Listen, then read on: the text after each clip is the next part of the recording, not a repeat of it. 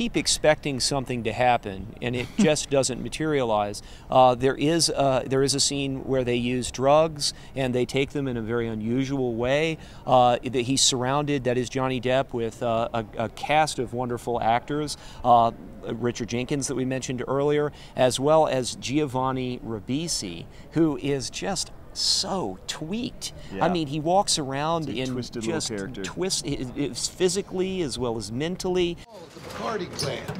These filters are the last in line in the distillation process. They contain more ethanol than rocket fuel. What's it like? It's a hand on the brain. Off the scale. 470 proof. No such thing as 470 proof alcohol. Certainty you might be required to moderate. No smoking in the extraction area, if you please. Don't be ridiculous.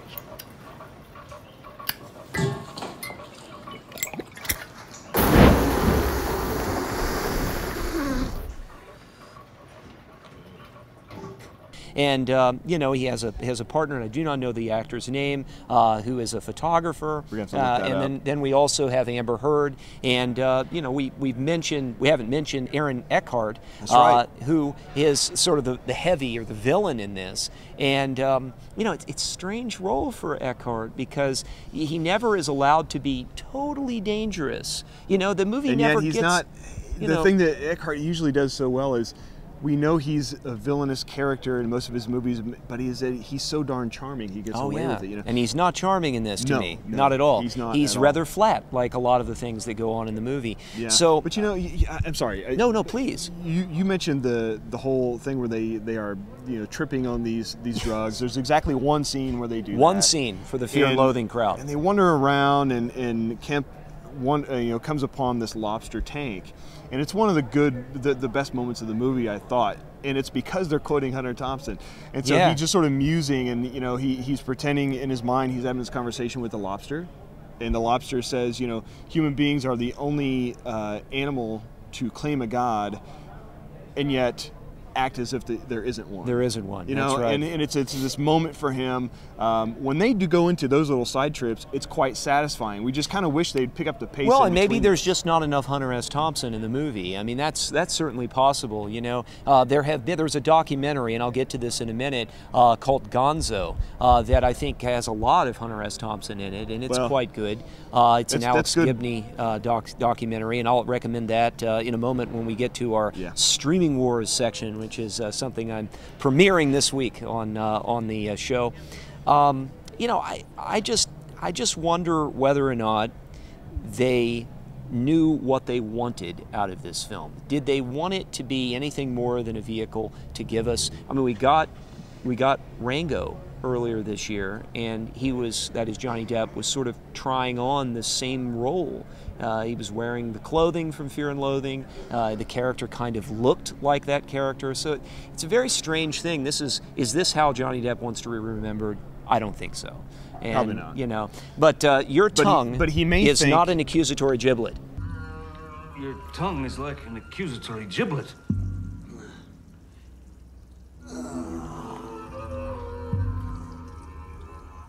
For Christ's sake, keep it out. What are you talking about? Your tongue belongs to Satan. Are you out of your mind? That's a line from the movie. I was like, what the heck? Only a great wordsmith would come up with that. Yes, an accusatory giblet. Yeah, you know, I don't think this is the way that Johnny Depp would want himself to be remembered, but I get the feeling that, you know, these are the ways that he wants Thompson to be remembered. And I really felt like ultimately this is a nice little love note to Hunter S. Thompson. It might be the very last Hunter Thompson movie.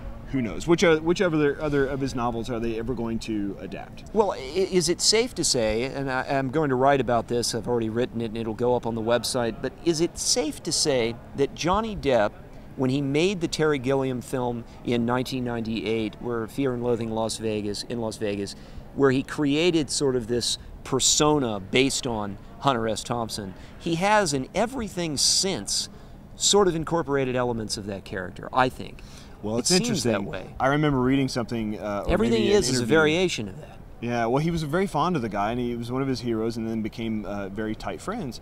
And I remember, yeah, and he died in 2005. So, yeah. I remember reading an interview, and he said, Depp said that when he started to get really into the role, he actually called Bill Murray and said, "How long does it stay with you?" And Murray knew exactly what he talked about. Once you sort of inhabit the persona of Hunter S. Thompson, it's really difficult to shed. It's deep. Yeah. Yeah, and they have a really, this is not spoiling anything, but in the denouement in the film, they have a photograph of Hunter S. Thompson on the beach, and I'm not sure, I guess it's in San Juan. It is from the era when he was working. You know, and he was a very thin guy. He looked quite good, and I think that, you know, the way that that Depp plays him here, that picture coincided somewhat. I thought, you know, I think it makes sense. Certainly, it's an uncanny turn. But this week, to debut my Streaming Wars section, I actually debuted it in written form last week, and I looked all over the web at the various streaming platforms to see where you could see the Paranormal Activity films. The first one, then the sequel, and then the Paranormal Activity 3, which had a really monster box office. Not only here, but also it was #1 internationally. It made something like $54 million domestically. It was the largest opening weekend for a horror movie ever. That is astounding. Can you believe that? I just, you know, I think I can. I mean, the way the market is right now, there really isn't anything. The Thing bombed, and it is the month for frightening movies. And from what I've heard, they didn't screen it for us, but from what I've heard, it's a very frightening film.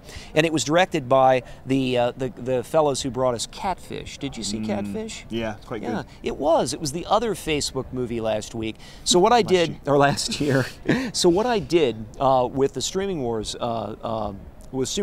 column that I'm debuting on Daily Film Fix was I went out on the various streaming platforms and I tried to find these movies. I tried to find where you could watch the first two and where you could watch Catfish. This week I'm honing in, and I'll also be honing in on horror movies, but this week I'm honing also in on Hunter S. Thompson films. And we mentioned earlier Where the Buffalo Roam. That's the 1980 film with Bill Murray, and he plays Hunter S. Thompson. He plays the actual fella, and his devoted lawyer is Laszlo, played by the late Peter Boyle. Now, you can find Where the Buffalo Roam on Netflix. It's streaming. On Amazon, it's $2.99 to rent and $9.99 to buy, and I'll put the links on Daily Film Fix. And at Blockbuster, the streaming service that's competing with the sagging Netflix, you know, they've lost something like 800,000 subscribers. Yeah, they've been messing around with how they do business. Blockbuster is back in the picture. They have the movie for $2.99 to rent, which is interesting. You don't have to have a monthly subscription to these streaming platforms. Of course, to use Netflix, you do. But if you want to rent on a per-movie basis, Blockbuster has that. They have it for rent and for purchase, and I guess you could store it in the cloud. In addition, Cinema Now. Have you ever used Cinema Now? I never have. That's Best Buy's service, and it's $2.99 to rent. The other thing that everybody has on all of their computers is YouTube, of course. And YouTube Movies is a great service. You can see movies that are also in the cinemas. There's this movie called Margin Call. I don't know if you've heard about that one. It's got a great cast. I have not seen it, but it is available for like $6.99, and it is still in the theaters, and you can watch it at home, and that's available on YouTube. Fear and Loathing Las Vegas is available on Netflix. It's available free on Amazon if you're a Prime member, but you can also rent it on a per movie basis. Blockbuster, Cinema Now, and YouTube all have it. But the movie that I would recommend, because I think we've all probably heard of or seen those other Hunter S. Thompson films, is Gonzo, the life and work of Dr. Hunter S. Thompson. It's a solid documentary. It's sort of a hybrid because it takes the writings of Hunter S. Thompson and melds them into a documentary format by Alex Gibney. Now, Hunter S. Thompson was, of course, the father of Gonzo journalism. I suppose an askew view of how you should cover the facts as you see them. It's available on Netflix if you're a Netflix subscriber. It's also free on Amazon for Prime members, and you, of course, can rent it. Blockbuster has it in DVD by mail. Cinema Now doesn't have it, and YouTube doesn't have it. Now, what's interesting about this streaming platform column that I think will be of interest is that these are only a taste of the many different platforms that are out there. I mean, if you have a Wii, you can get Netflix. If you have, you know, an Xbox 360, you can get it. But the problem, I think, is navigating the shark-infested waters out there to determine who has the best quality. Some of these are on Netflix. For example, Doctor Who is available in high definition on Amazon. But it's available, many of them are only available in standard definition on Netflix. And that is a significant thing because I don't know if do you have a 16:9 flat screen big television yet? No. Shame on you, he's a film critic. Someone buy this man a flat screen. Thank you. You know, the other thing that Netflix occasionally does, and it seems to be worse when they do the stars deals. The quality is much pan lower. and scan, yeah, they do. The resolution isn't quite as good, and so this is another way that Netflix just isn't on the top of the game right now.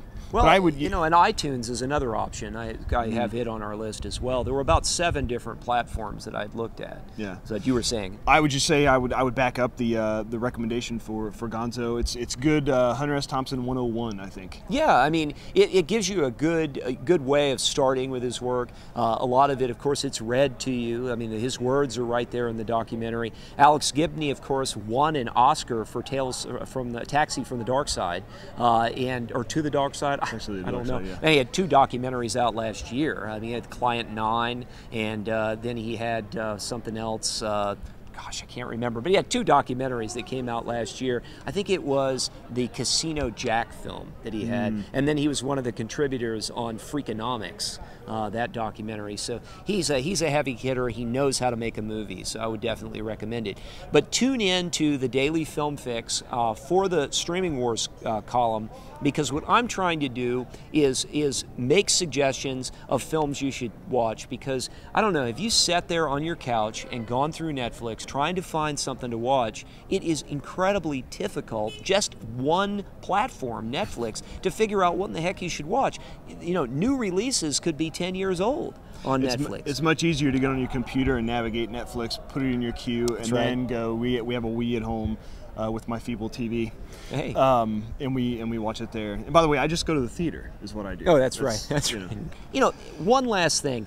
I think that what we need is viewers out there to tell us what platform they're using and to make suggestions. So I would ask that everybody who's watching this to drop us an email. I'll put the email address there on the screen, and give us your thoughts on the streaming platforms and anything else you care to offer. Well, I'm Jonathan W. Hickman, and this is Jeff Marker. You've been watching yet another episode of The Film Fix. You can always join us on the web by going to dailyfilmfix.com, where you can feed your movie addiction.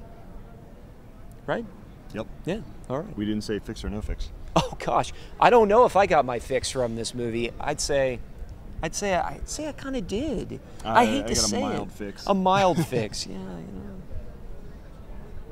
know. That was. You can have.